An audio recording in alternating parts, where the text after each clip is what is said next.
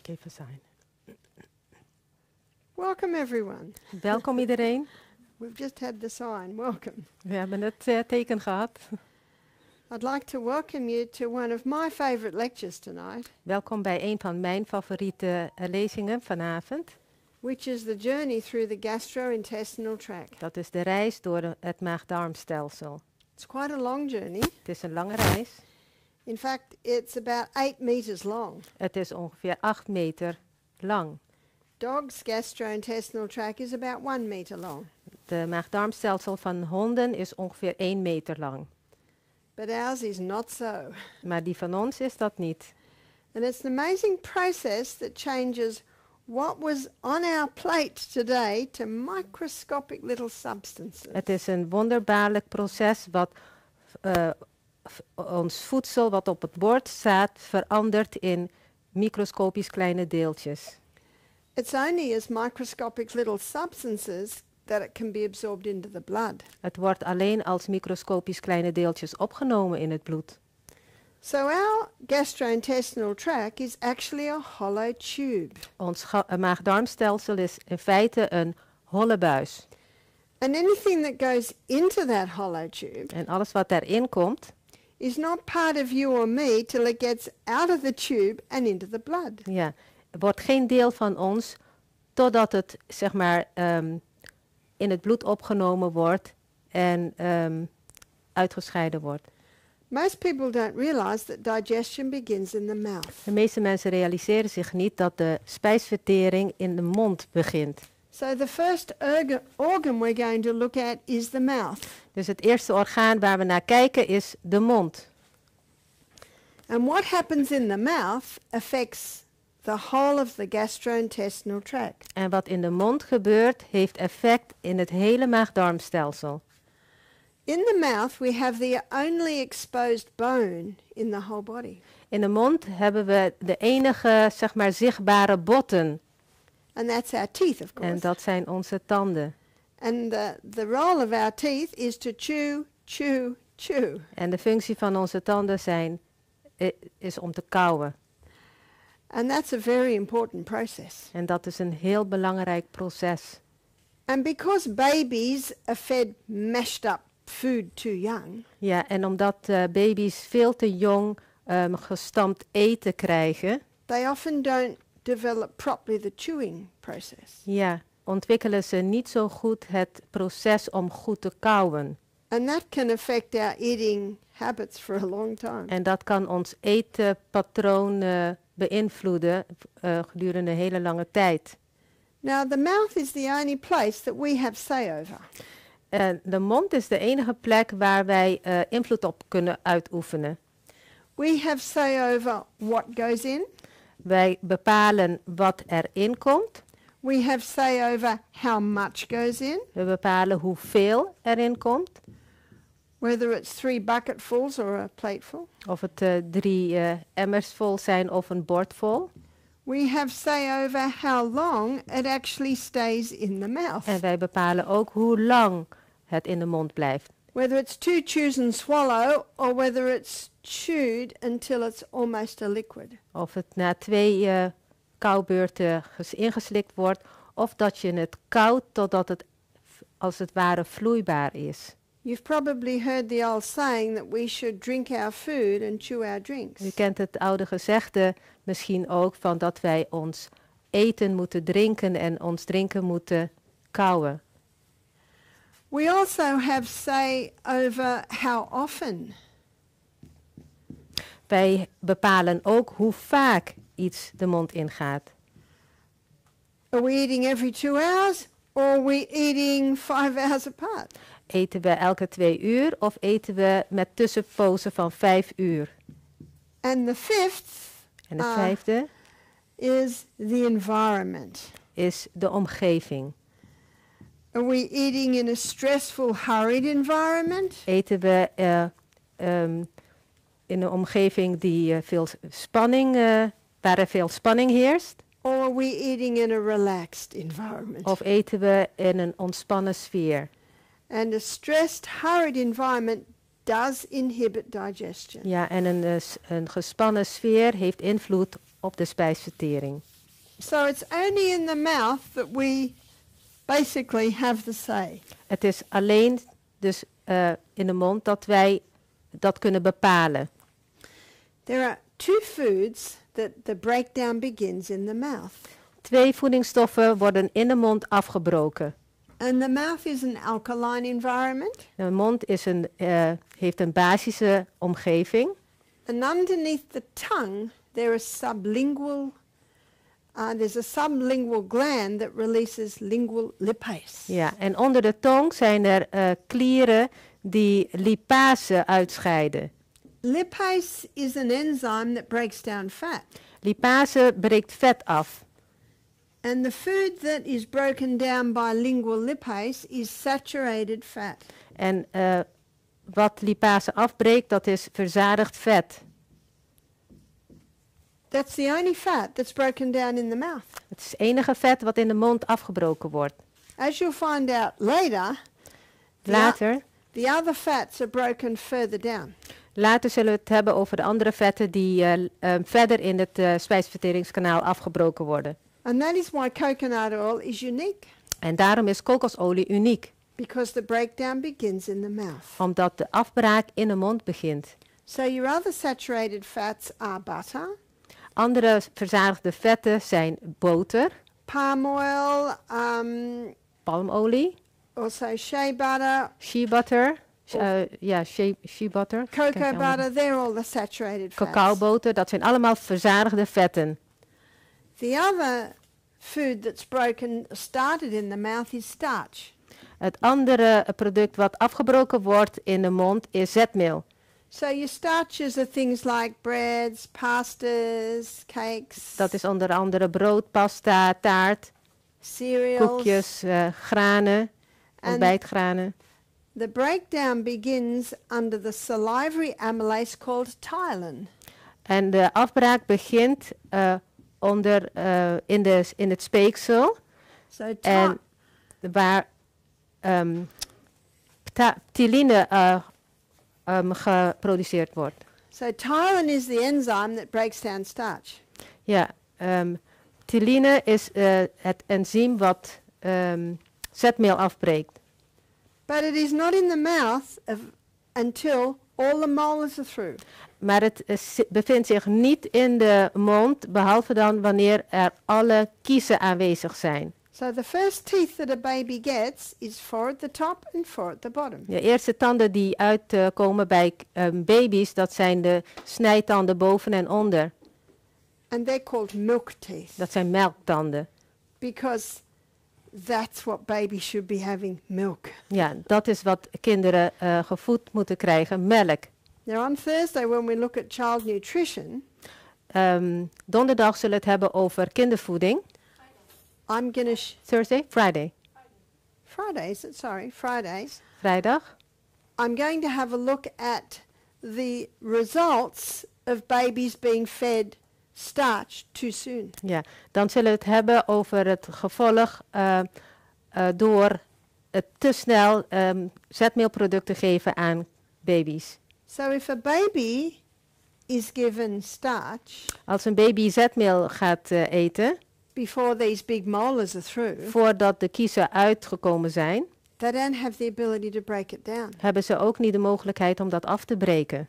You see, when the molars come through, Als de kiezen uitkomen, they're the grinders. dat zijn de maalstenen. What do we grind? Grain. En hoe we dus graan malen. So babies shouldn't be eating any starch till the molars are through. Dus baby's horen geen zetmeelproducten te krijgen voordat de kiezen uitgekomen zijn. And we'll look at that in detail on Friday. En we zullen daar verder over praten vrijdag. So ptyalin breaks down starch. Dus ptyline breekt zetmeel af. Oh, it starts the process. Het begint het proces. So we're leaving mouth now and we're coming down the duodenum. Wij gaan verder en we komen terecht in de duodenum, met de 12-vingerige darm. And the little point of entry... Dat is de stomach. That's the duodenum there. Sorry, no, that's the De esophagus. esophagus, ja. The duodenum's here, sorry about Yeah. that. We So the esophagus is here. verlaten de mond en we komen terecht in de slokdarm. And then we come through a little gateway there. That's the gateway. En we komen door een poort, And that gateway is called the cardiac sphincter de cardiale sphincter, because of its closeness to the cardiac muscle. omdat het dicht bij de hartspier ligt.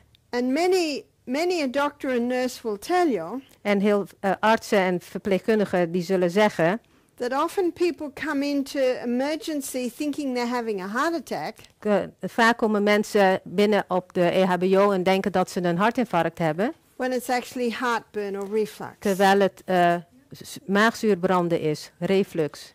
So heartburn or reflux is when the acid from the stomach comes up into the esophagus. Dus reflux is wanneer de maagzuur weer terug de slokdarm ingaat. And we had a guest once who her whole esophagus was ulcerated. We hadden eens een gast en haar hele slokdarm was geïrriteerd, ontstoken. Because the acid was coming up so much it was burning it. Ja, omdat het maagzuur elke keer weer naar boven kwam en dat de slijmvlies irriteerde. Why? Waarom? We should always ask why. Dat is wat we ons elke keer weer moeten afvragen. Waarom? And what she's given is antacids. En wat ze dus kreeg van de arts was maagzuurremmers. To stop the acid. Om dat maagzuur te stoppen. But what's going to break our protein down now if you're on antacids? Maar wat gaat dan de eiwitten afbreken als je geen maagzuur meer hebt? The problem's not the acid. Het probleem is niet het maagzuur. It's supposed to be acid. Het hoort zuur te zijn. Het hoort daar te zitten. The problem's the gate. Het probleem is de poort. And it's a little bi-layered or double-layered gate. Het is een tweelagige poort, sphincter. So why would it be weak? Waarom is het dan zwak?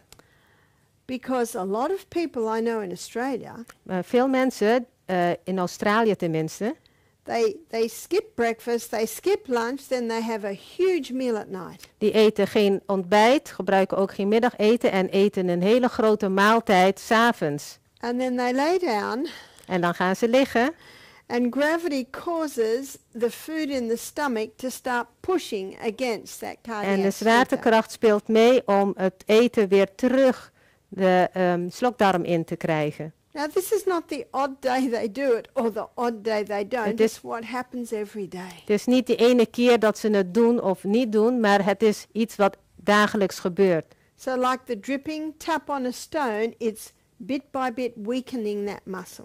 Beetje bij beetje wordt die spier verzwakt. Another factor, Een andere reden, our diaphragm muscle is a muscle that goes across like this. ons middenrif loopt van links naar rechts. And our cardiac sphincter sits right in the middle of our diaphragm. En die cardiale sphincter zit precies daar middenin. It's a muscular system. Het is een spiersysteem. So to strengthen that muscle, the cardiac sphincter, Dus om die spier te versterken, we need to strengthen our core muscles. moeten we onze rompspieren ook sterk houden. So the abdominal muscles, the core muscles must be strong. Dus de buikspieren en de rompspieren moeten sterk zijn. If they're weak, Als ze zwak zijn, if they have no tone, als ze geen tonus hebben, spierspanning, that muscle will be weak and have no tone. dan zal die spier ook zwak en slap zijn. We should be doing core strengthening exercises at least 3 days a week. We zouden rompversterkende oefeningen moeten doen 3 dagen per week. Keep your 3 keer per week. keep your core muscles strong. Hou je rompspieren sterk. Something else Nog wat? is that being a muscle, Als je een spier bent, when it tightens, it opens. als het gespannen is, dan gaat het open. When it's relaxed, it's closed. Als het ontspannen is, dan is het dicht. Deze So cardia. if a person's cardiale. stressed out Dus als iemand erg gespannen is and the muscles tighten, en de spier ook de spanning er is in de spier, that cardiac sphincter muscle can open. dan gaat die cardiale sphincter openstaan. So to heal from reflux or heartburn, Dus om te genezen van reflux of maagzuurbranden, we should be eating breakfast like a king, zouden we ontbijt als een koning moeten gebruiken, lunch like a queen, middageten als een koningin and tea like a pauper. en avondeten als een bedelaar. One lady said, "What do paupers eat?" Wat eten bedelaars eigenlijk? I said, "Sometimes nothing." Soms niets. So that when we go to sleep at night, our stomach should be able to sleep too. Ja, dus als wij 's avonds gaan slapen, dan zou onze maag ook moeten rusten. And the mineral that is a muscle relaxant is magnesium. Het mineraal wat ontspanning geeft in de spier is magnesium. So the person can take magnesium 3 times a day. Dus als iemand daar last van heeft, kan die 3 keer per dag magnesium gebruiken. And before they go to bed at night. En ook 's avonds voor het slapen gaan. And that will help to keep that cardiac sphincter muscle closed. En dat houdt dan die cardiale sphincterspier gesloten. So we've seen many people heal from reflux We hebben heel veel mensen zien genezen van de refluxproblemen by implementing those simple procedures. door deze dingen toe te passen. So now we come down into the stomach. Nu gaan we verder en we komen in de maag terecht. And the stomach is an acid environment. En de maag is heeft een zure omgeving. If someone says to me, "I've got a very acid stomach," Als iemand zegt, ik heb een echt zure maag, my response is fantastic. en dan is mijn antwoord geweldig. Dogs have 10 times the hydrochloric acid that we do. Honden hebben 10 keer meer een zuurdere maag, een sterkere maagzuur dan wij hebben. And they don't have heartburn or reflux En ze hebben geen klachten van reflux of zuurbranden or stomach ulcer. of maagzweren. See, it's not the acid. Het is niet dat zuur wat de oorzaak is. A high acid stomach is a myth. Een te zure maag is een mythe. Have you noticed what dogs eat? Heeft u gezien wat honden eten? Rotten things. Verrotte voeding. Rottend voedsel. My daughter's dog went across the road and pulled this dead cow, part of it that had been dead a week, home and was eating it. Ja, de hond van mijn dochter die is thuis met een rottend vlees van een koe die al een week geleden overleden was. We'd be dead. Wij zouden dood zijn. So that brings me to hydrochloric acid. Dus dan komen we bij maagzuur. Hydrochloric acid is a strong antimicrobial enzyme. Ja. Zoutzuur wat in de maag zit, een bestanddeel van maagzuur, is een antimicrobiale vloeistof. So Tegen, it's antifungal, antibacteria. ja, tegen micro-organismen. Het is tegen bacteriën, tegen schimmel. If you've got strong hydrochloric acid, you basically can't get food poisoning. Als je sterk maagzuur hebt, dan kan je eigenlijk geen voedselvergiftiging krijgen. Because one of its roles is to kill, unhealthy pathogens. Ja, want een van de functies is om gevaarlijke bacteriën te vernietigen. Lining the stomach are big folds. In de maagslijmvlies, de maag bevat vele plooien. And those big folds are lined with gastric glands. En deze maagplooien, maagslijmvlies is geplooid en bevat klieren. And 2/3 of these gastric glands En 2/3 van deze maagklieren make mucus. maken slijm aan, produceren slijm. And that mucus is designed to protect the stomach wall against the hydrochloric acid. En dit slijm is daar om de slijmvlieslaag van de maag te beschermen tegen het maagzuur. Now these glands in the base of the fold, they release the hydrochloric acid. Deze klieren die aan de basis zitten van de plooien, die produceren dus het maagzuur. They also release another enzyme called pepsinogen. En die produceren ook een enzym pepsinogeen. And hydrochloric acid and pepsinogen unite to release pepsin. En maagzuur en pepsinogeen die produceren samen pepsine. And pepsin is the enzyme that breaks down protein. En pepsine breekt, dat is het enzym wat eiwit afbreekt. And you see why God made it that way. En ziet u waarom God dat zo gemaakt heeft? Because if the pepsin was released down here, it would start breaking down our stomach wall. Ja, en als pepsine meteen daar aangemaakt zou worden, dan zou onze maagslijmvlies aangetast worden. So pepsin is the enzyme that starts the protein breakdown. Ja, pepsine breekt eiwit af. And that's basically the only thing that is broken down in the stomach. En dit is eigenlijk het enige wat in de maag afgebroken wordt. Starch digestion is put on hold in the acid stomach. Afbraak van zetmeel wordt gestopt in de zure omgeving van de maag. The saturated fat just keeps up with its breakdown. Ook verzadigde vetten breken niet af in de maag. But it is protein that starts the breakdown in the stomach. Alleen eiwitten worden afgebroken in de maag. And now we come through the pyloric sphincter. En nu gaan wij verder door van de maag naar de pylorus. I read a book about 10 years ago about a man who had an explosion happen to his stomach. Ik heb 10 jaar geleden een boek gelezen van een man die een explosie in zijn maag ervaarde. It's a true story. Het is een daar gebeurd verhaal. And it happened in the early 1800s. Begin 1800 speelde dit zich af.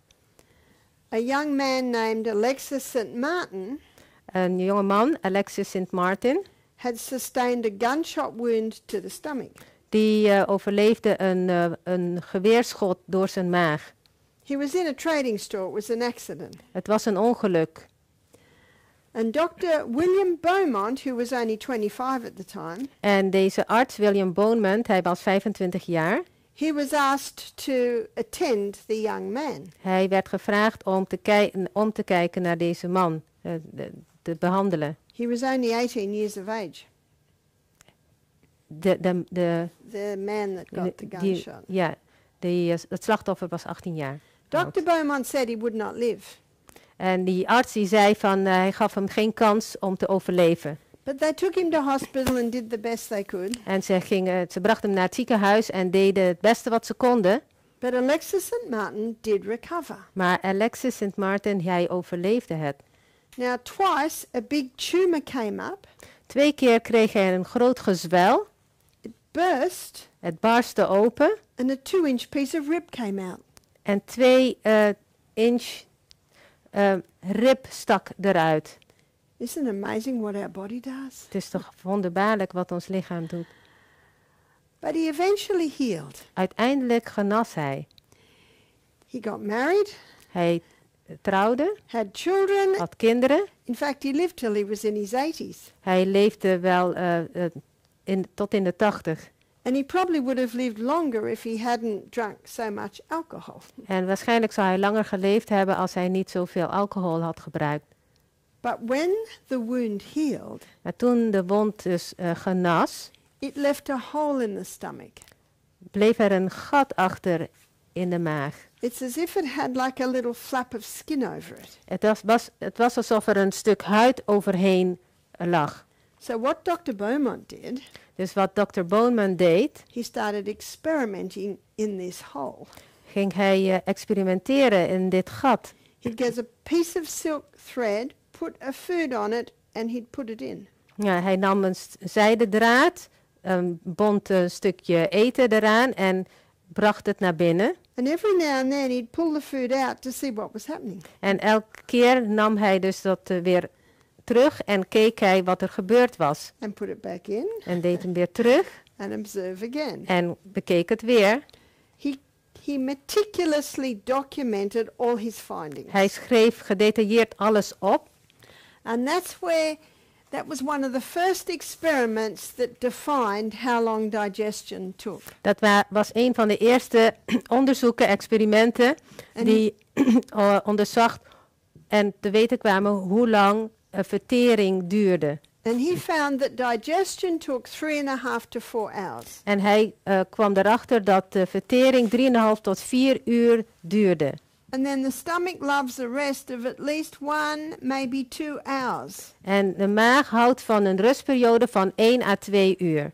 That means we should leave approximately 5, even 6 hours between meals. Dat betekent dat we ongeveer 5 à 6 uur tussen de maaltijden moeten houden. This book was written in 1833. Dit boek was in 1833 geschreven. It changed the nutrition world. Het veranderde de voedingswereld. And it's only recently En alleen pas geleden nog that finally nutritionists and doctors are acknowledging dat voedingsdeskundigen en artsen bevestigen, that we do need to leave a break between meals. dat we echt een pauze nodig hebben tussen de maaltijden. And you can look it up. It's called time restricted eating. En je kan het opzoeken. Time restricted eating of intermittent fasting. Yes. Ja, intermitterend vasten. It's eating 2 meals 6 hours apart. Het is 2 keer per dag eten met een tussenpauze van 6 uur. In a 24-hour period. In een 24 uur periode, in een dag. Yes, some people call it the 5-2 fasting, intermittent fasting, or time restricted eating. Het heeft verschillende namen. Time restricted eating, intermitterend vasten. But what I found interesting Wat ik interessant vond, was Dr. Beaumont found there were 5 things that caused the food to be still in the stomach 8 hours later. Dr.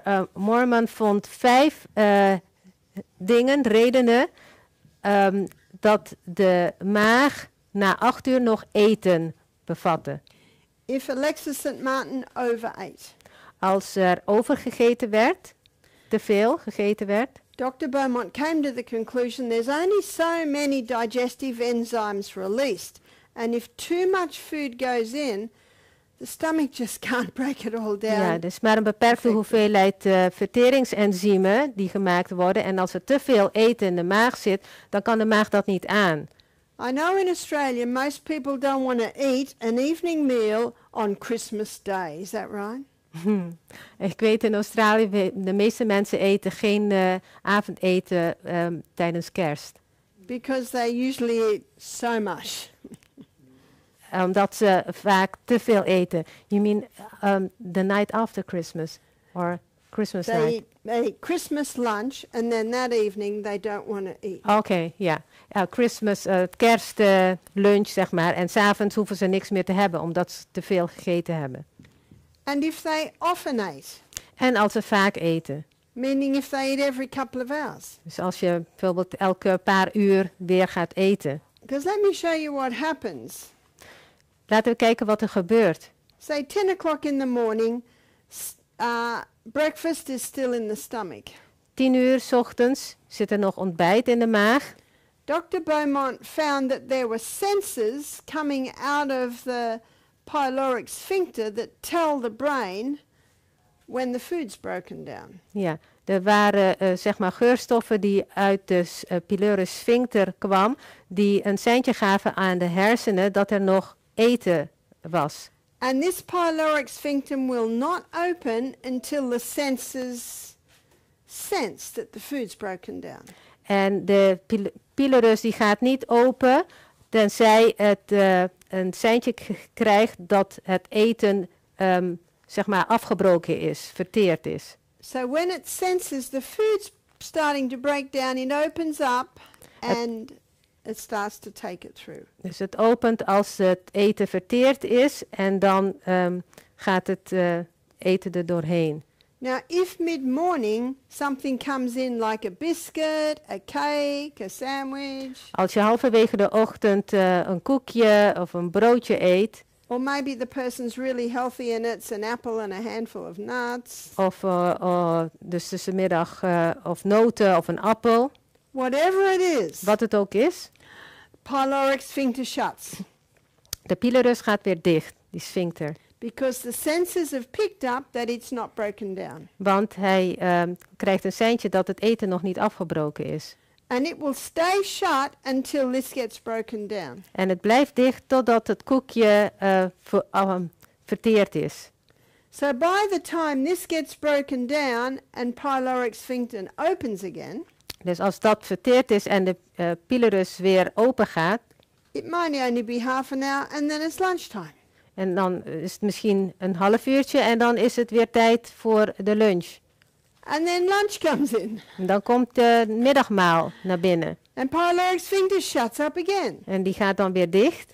And this explains why at the end of the day, Dat is de reden waarom aan het eind van de dag there can still be some remnants of breakfast in the stomach. vind je ook nog restanten van het ontbijt in de maag. A lot of people think you have to feed children, lots of little bits through the day. Veel mensen denken dat je kinderen kleine beetjes gedurende de hele dag moet voeden. But children have the same stomach. Maar kinderen hebben dezelfde maag. I never fed my children through the day. Ik heb mijn kinderen nooit de hele dag door eten gegeven. And they were so hungry at lunchtime, they ate very well. En ze waren zo hongerig tijdens de middag dat ze gewoon alles opaten. They ate so well, they were not interested in food for the next 4 or 5 Ze hours. aten dan zo goed dat ze de rest van de 4-5 uur geen interesse meer hadden in eten. And I hope adults know that when children say they're starving, they're not. En ik hoop dat de volwassenen begrijpen als kinderen zeggen van ik sterf van de honger, dat dat niet zo is. Often they're thirsty. Vaak zijn ze eerder dorstig.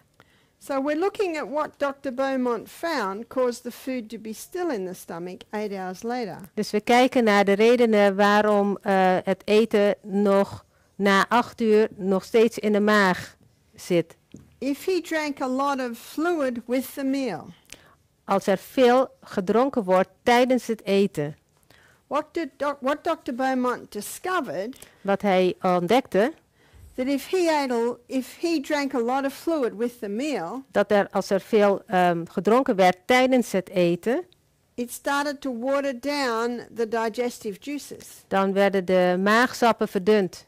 So digestion had to stop. Dus de spijsvertering die stopte, The fluid, vertraagde. the fluid had to be taken out Het vloeistof moest er eerst uit weg genomen worden, before digestion could be resumed. voordat er verder gegaan kon worden met de spijsvertering. And of course that delayed digestion. En dat vertraagde de hele spijsvertering. If he had alcohol with the meal, Als er alcohol gedronken werd tijdens het eten, that always delayed digestion. dat vertraagt altijd de vertering. And if Alexis St. Martin was stressed or fearful for some reason, En als er spanning was of angst, om de een of andere reden, that also delayed digestion. dat vertraagde ook de spijsvertering. No wonder so many people have gut problems. Geen wonder dat er zoveel maagdarmproblemen zijn. Do you remember when this book was written? Weet u nog wanneer dit boek geschreven werd? 1833. 1833. So what I find, there are a lot of people with low hydrochloric acid Wat ik zie is dat er veel mensen zijn met te weinig maagzuur. because of all the things we just looked at. Door deze redenen die we net opgenoemd hebben. So how can you boost your hydrochloric acid? Dus hoe kan je je maagzuurproductie stimuleren? Ensure that you drink water between meals and not with meals. Zorg dat je water tussen de maaltijden gebruikt en niet tijdens de maaltijd. Eat most of your food at breakfast and lunch. Eet de grootste hoeveelheid tijdens je ontbijt en je middageten. And if food is taken at night, it should be very light. En als je 's avonds eet, moet het een lichte maaltijd zijn. And toast is not light. En toast is niet, geroosterd brood is niet licht. What is light is a banana, Wat de lichte maaltijd is een banaan bijvoorbeeld. a bowl of soup, Een kopje soep, maybe a salad. That's misschien een light. salade. That's light. Dat is licht. Dat is een lichte vorm van maaltijd. Also, there are some herbs that will boost hydrochloric acid. Er zijn ook kruiden die de maagzuurproductie stimuleren. Taking the juice of a lemon just before the meal. Citroensap nemen vlak voor de maaltijd. Or taking cayenne pepper just before the meal. Of een beetje cayennepeper voor de maaltijd. That will boost anything. Dat stimuleert de maag, dat stimuleert alles. You just take it in a little water just before the meal. Een klein beetje nemen en een beetje water vlak voor de maaltijd. And chew very well. En goed kauwen. Because the more you chew, the larger the surface area for your enzymes to work on. Hoe beter je kauwt, hoe groter het oppervlak is voor de enzymen om in te werken. And eat in a relaxed, peaceful environment. En eet in een ontspannen, vredige omgeving. And now we're moving past the pyloric sphincter into the duodenum. En we gaan verder voorbij de pylorus en dan komen we terecht in het duodenum, de 12-vingerige darm. The duodenum is the first part of the small intestine. Dat is het eerste deel van de dunne darm. And it is an alkaline environment. En dat is een basische omgeving. Now this is a very busy spot. Dit is een hele drukke plek. There's quite a few things happening in this area. Er gebeurt van alles op deze plek. So first of all we'll look at the liver. Eerst kijken we naar de lever. And under the liver is the gallbladder. En bij de lever is naast de lever of tegen de lever aan zit de galblaas. The gallbladder is the reservoir of the bile. Dat is een opvangzak, reservoir van gal. The liver makes the bile and stores it in the gallbladder. Gal wordt door de lever gemaakt en wordt bewaard in de galblaas. So the liver releases bile. Dus de lever produceert gal. And bile is the enzyme that breaks down the polyunsaturated fats. En gal die verteert de meervoudig onverzadigde vetten. So the polyunsaturated fats are found mostly in your plant foods. De meervoudig onverzadigde vetten zitten voornamelijk in plantaardige voeding. Your nuts, your seeds, foods like that. Noten, zaden. Now we've also got the pancreas here. We hebben hier ook de alvleesklier. And the pancreas releases its enzymes into the duodenum here. En de pancreas die scheidt ook enzymen uit in de 12-vingerige darm. The pancreas releases pancreatic lipase. En de pancreas, vleesklier, scheidt lipase uit. And the pancreatic lipase further breaks down the polyunsaturated fats. En de lipase breekt nog verder de meervoudig onverzadigde vetten af. But not the saturated fats. Maar niet de verzadigde vetten. Where does that break down? Waar gebeurt de afbraak daarvan? In the mouth. In de mond. In the mouth. That's why it's a unique fat. And on Friday night, I've got a presentation called Fantastic Fats. Vrijdagavond gaat de presentatie over fantastische vetten.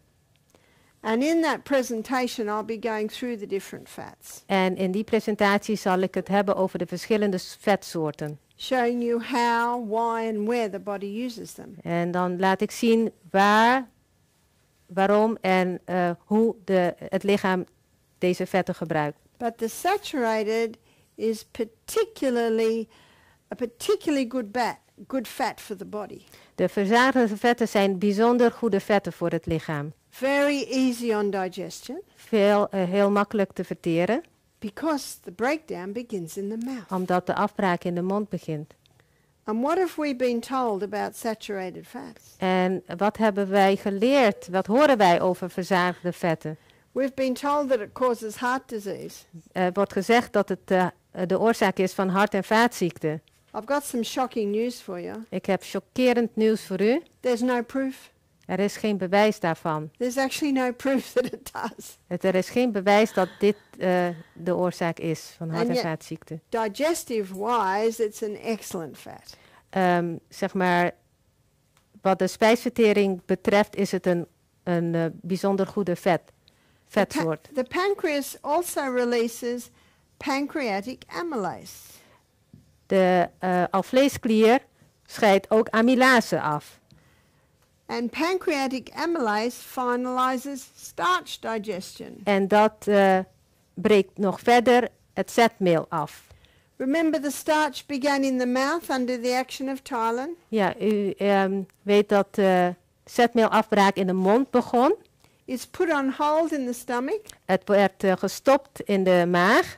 And then digestion's revived when it comes into the duodenum. En de vertering wordt voortgezet als het in de 12-vingerige darm terechtkomt. Under the action of pancreatic amylase. Door het enzym amylase door de alvleesklier uitgescheiden. The pancreas also releases trypsin. Pancreas scheidt ook trypsine uit. And chymotrypsin. En chymotrypsine. Now these two enzymes come together to finalize protein digestion. En deze twee enzymen die werken samen om het eiwit verder af te breken. So where did protein digestion begin? Waar is eiwitafbraak begonnen? Stomach. In de maag. And then it's finalized En in the duodenum. En het wordt dus afgemaakt in de 12-vingerige darm. Under the action of trypsin and chymotrypsin. Onder invloed van trypsine en chymotrypsine. Which are released from the pancreas. Die door de pancreas afgescheiden worden. Okay, students, which organ is the main organ of digestion? Nou, wat is nou het belangrijkste orgaan van de spijsvertering? The pancreas. De alvleesklier. This is a surprise to most people. Dat is voor de meesten een verrassing. Most people think all digestion happens in the stomach, is that right? De meeste mensen denken dat de meeste vertering in de maag gebeurt. Not so. Maar dat is niet waar. And if someone has cancer of the pancreas, En als iemand pancreaskanker heeft, alvleesklierkanker, pancreatitis, pancreatitis, ontsteking van de alvleesklier, they usually die very quickly from malnutrition. dan sterven ze toch snel door ondervoeding. Sometimes they're given 2 weeks to live. Soms krijgen ze maar 2 weken overlevingstijd.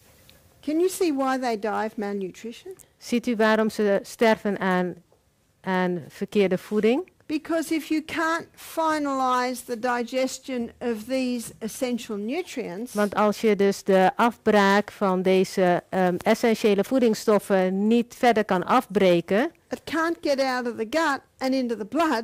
Het kan dus niet uit de darmen en in het bloed terechtkomen. So the cells in the body aren't getting the nutrients to function. Dan krijgen de cellen in het lichaam niet de voedingsstoffen die ze nodig hebben om goed te kunnen functioneren. But I've got some good news. Maar ik heb goed nieuws voor In u. Psalm 104 verse 14, Psalm 104 vers 14 staat, God says that he gave herbs for the service of man. daar staat dat kruiden gegeven zijn ten dienste van de mens. In other words, herbs come in to serve you. De kruiden zijn er om u te dienen. Let me show you how there are some herbs that can help the pancreas. Laat ik vertellen welke kruiden er zijn om de alvleesklier te ondersteunen. A proteolytic enzyme Een eiwitafbrekend enzym is an enzyme that breaks down protein. is een enzym wat eiwitten afbreekt. So we've got pepsin, that's a proteolytic enzyme. Een voorbeeld daarvan is pepsine. We've got trypsin and chymotrypsin. We hebben trypsine en chymotrypsine. Breken We'll allemaal just say eiwitten af. Tryp and trymo, they're the two that break down protein. Dat zijn de 2 enzymen die proteïne But there's an afbreken. enzyme in the core of the pineapple called bromelain. En er is ook een enzym in de ananas, in de kern van de ananas, bromelaïne. And bromelain is a proteolytic enzyme. En bromelaïne is een eiwitsplitsende enzym. So you can buy supplements that contain bromelain. En je kan ook supplementen kopen waar bromelaïne in zit. An extract from the core of the pineapple. Dat is een extract van het binnenste van de ananas. So next time you eat a pineapple, make sure you do eat that core. Als je dus de volgende keer een ananas eet, eet ook het binnenste. Now it's not easy to eat the whole core at once. Het is niet makkelijk om de hele kern of binnenste te eten. But if you slice the pineapple up and every slice has a little bit of the core, it's much easier to Ja, eat. maar als je dat dus in sneetjes snijdt, de ananas, en dat je elke keer een klein stukje van die kern hebt, dan is het makkelijker But te if someone has eten. pancreatic problems, they really should get it in its extract form. Ja, maar als iemand echt al vleesklierproblemen heeft, dan zou een supplement handiger zijn. Now the papaya or pawpaw contains papain. Ja, papaya bevat papaïne And papain is also a proteolytic enzyme. en dat is ook een eiwitsplitsende enzym. So someone who has a problem in the pancreas, Dus als iemand al vleesklierproblemen heeft, whether it be cancer or inflammation of the pancreas, ontsteking of kanker van de alvleesklier, the first thing they must do is to begin taking proteolytic enzymes. dus het eerste wat ze moeten doen, eiwitsplitsende enzymen nemen. The only additive I do not suggest, Het enige wat ik geen voorstander van ben, and some of them have a substance called porcine, en sommige hebben een porcine, and that is an extract from the pig. en dat is dus een extract uit de varken. And the pig is one of the filthiest animals. I wouldn't eat anything from there. En een varken is een van de meest So vervuilde dieren. we don't want that. Daar wil ik niks van eten, dus dat willen we niet. But you can get vegetarian enzymes, Maar je kan vegetarische enzymen krijgen, particularly with bromelain and papain in them. in het bijzonder met bromelaïne en papaïne erin. And they can be very helpful to someone who has major pancreatic problems. Ja, en dat kan heel behulpzaam zijn voor mensen met pancreasproblemen. The pancreas also releases sodium bicarbonate. De pancreas scheidt ook natriumbicarbonaat uit. And the reason that the pancreas releases sodium bicarbonate En waarom dit zo is it needs to neutralize the stomach acid as it comes into the duodenum. is omdat het de zure omgeving moet neutraliseren die wat uit de 12-vingerige darm komt. And it does this to create an alkaline environment for the pancreatic enzymes to work. En dat doet het omdat de enzymen hun werking alleen kunnen doen in een basische omgeving. So let me show you what happens with protein. Ik zal laten zien wat er gebeurt met eiwit. So for illustration's purposes, this is protein. Dit is dan een stukje eiwit. The pepsin in the stomach breaks it down to peptides and polypeptides. De pepsine breekt het eiwit af in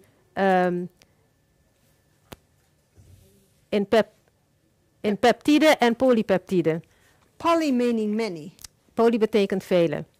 And then it comes down to the duodenum, and trypsin and chymotrypsin break the peptides down to amino acids. En dan kom je in het 12-vingerige darm. And the polypeptide down to a amino acid and a peptide. En de polypeptine wordt in peptine afgebroken en peptine in aminozuren. And then the peptide down to amino acids. Oh, en de peptine dus in aminozuren. And it's only in these singular structures that it can be absorbed out of the gut and into the blood. Alleen in de vorm van aminozuren kan dat dus van de darmen in het bloed opgenomen worden. But let's just say the person's drinking with their meals. Maar stel je eens voor dat de persoon dus tijdens de maaltijden drinkt. Eating every couple of hours. Eet elke paar uur. Rushing their meals. En eet heel snel. Hydrochloric acid levels are low. Maagzuurgehalte is laag. And so the digestive enzymes aren't working well in the stomach. Dus de enzymen die in de maag zijn, die kunnen hun werk niet goed doen. and some whole protein is getting into the duodenum. En er komen hele stukken eiwitten in de 12-vingerige darm terecht. And the pancreas says, what are you doing here? En de pancreas die zegt, wat doe je nou, wat kom je hier doen? And the pancreas says, sorry, they're drinking with their meals. En pancreas zegt van, nou, dat is jammer, je drinkt tijdens de maaltijd. They're eating all day long. Ze eten de hele dag door. So the trypsin and the trimotrypsin do the best they can. Die trypsine en de chymotrypsine die doen het beste wat ze kunnen. They might only get it down to the peptide and the polypeptide. En het wordt afgebroken, eiwit wordt afgebroken in peptide en polypeptide. And there's no more protein digestion past here. Maar voorbij de pancreas is er helemaal geen eiwitafbraak. So they can't be absorbed out of the gut and into the blood. Dus dan kan dat ook niet opgenomen worden van de darmen in het bloed. So they get into the large intestine. Dus komt een stukje eiwitten terecht in de dikke darm, The colon. colon. And the colon says, what are you doing here? En colon zegt, wat doen jullie hier? And it gives the story again. En het hele verhaal wordt opnieuw verteld. Because the fact is, that shouldn't be there. Dus, want het feit is dat ze daar niet thuis horen.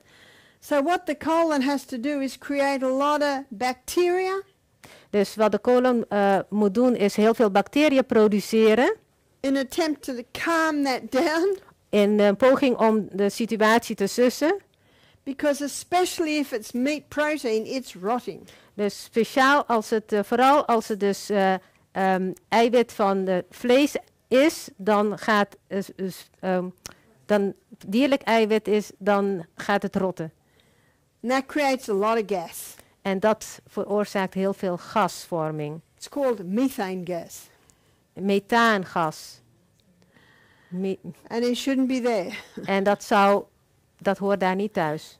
Do you remember I said we're going to go way back to here to the 5 things we have say over? Ja, we moeten weer terug naar de mond, We have waar wij dat kunnen bepalen. We have say over what goes in, Wij bepalen wat erin komt, when it goes in, wanneer het erin komt, how long it's in the mouth, hoe lang het in de mond blijft, the gap between the meals, hoe lang je wacht tussen de maaltijden, if we're drinking with our meals. of we wel of niet drinken tijdens de maaltijden. Can you see how that influences all the way down the gastrointestinal tract? Ziet u hoe dat invloed heeft op het hele systeem van je maag en darmen?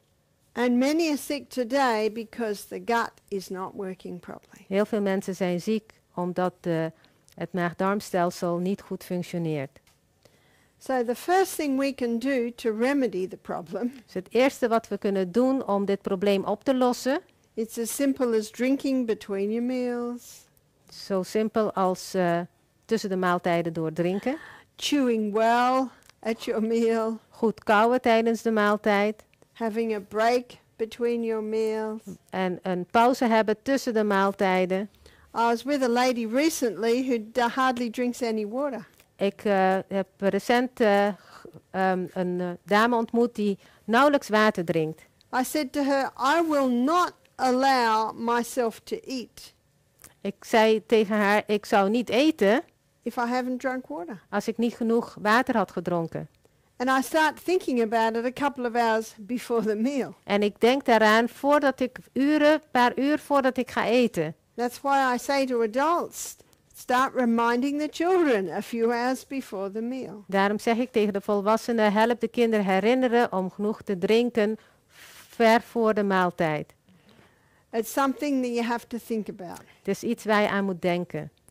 Because thirst is basically a sign of a crisis. Ja, want een dorstgevoel is eigenlijk een crisissignaal. We should drink before we get to the crisis. Ja, we zouden moeten drinken voordat we dat dorstgevoel hebben, voordat we in een crisis terechtkomen. And if you sit to your meal well hydrated, En als je aan tafel zit en je hebt genoeg gedronken, you will not need to drink with your meal.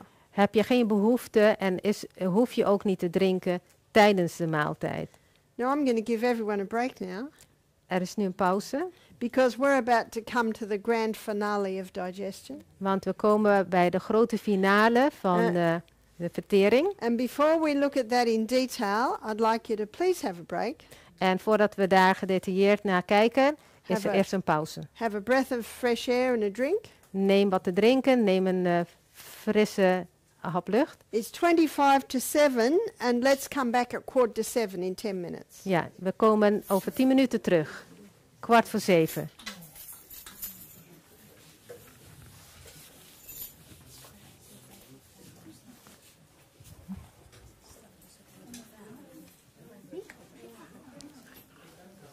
Je kan haar zelf vragen.